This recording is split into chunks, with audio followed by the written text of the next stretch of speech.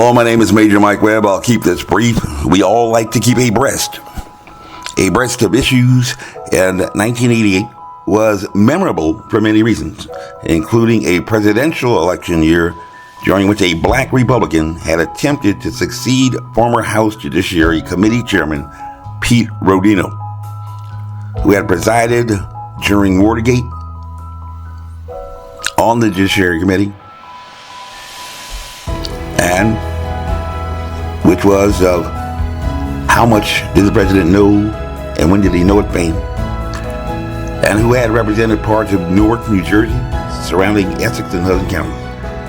Before Chris Smith, Pete had been the longest serving member of the House of Representatives from New Jersey. And according to the local press, that vocational education administrator who ran against Pete Rodino was me. However, in 1988, as a college senior, I was actually too young to run for Congress.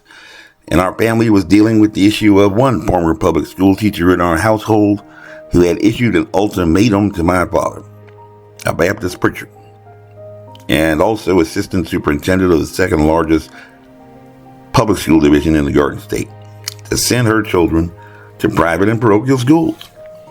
And my father would have to pay because she had become a full-time homemaker.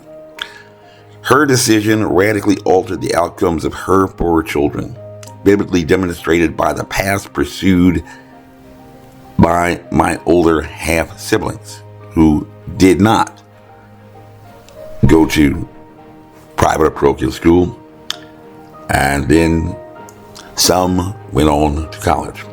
But in 1988, her decision to meet with silence and let one issue go unchecked came to a culminating point.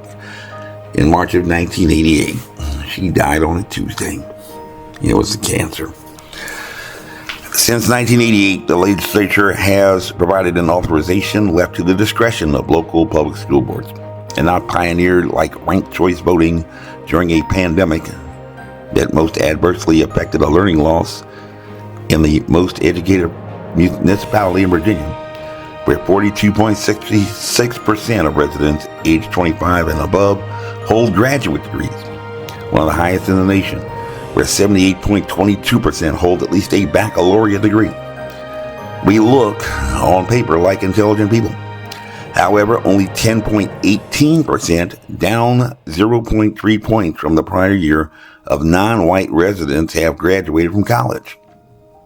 No elected official in Arlington has not gone to college, and most of them pretty good ones.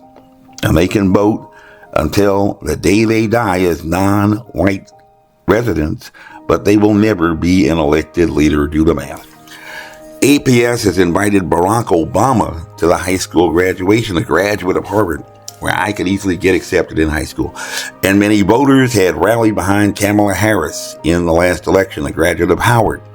But a school where even breaking records in college applications in the class of 2022, 86% had failed to validate as even Howard material. The plurality of students in Arlington Public Schools are children of color. And root for Ketanji all we want. I have to tell Cory Booker, who I know personally, and his former law partner too, former football player Elnardo Webster, an alumnus of my high school, stop sipping Kool-Aid without even knowing the flavor, because none of those history makers look anything like these kids in these public schools. A cancer left to metastasize and result in terminal outcomes about which even the NAACP has elected a right to remain silent.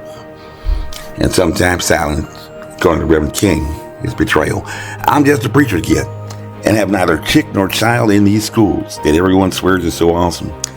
And as a graduate of a Jesuit high school, top 25 in my class, where 99% of kids, 90% of whom take public transportation to homeroom every day, up from 3 counties in the 1980s to 13 of 21, and even including boroughs in New York, are graduating to a 4-year college. 89% are receiving academic scholarships to pursue their passions and make their dreams come true, not just get their personal pronouns respected.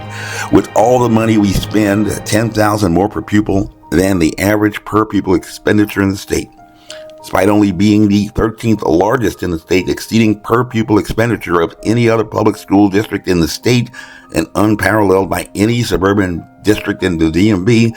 We have only the second best, not the best public schools in the state. And any gambler wouldn't bet on a president coming from our Virginia public schools.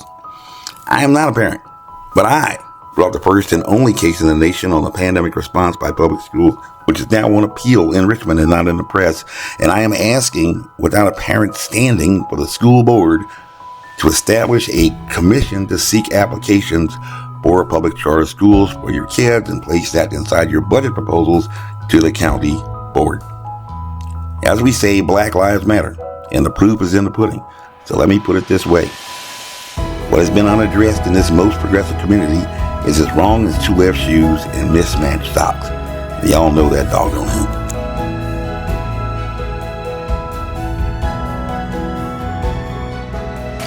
This message was approved by Major Mike Webb. Honest.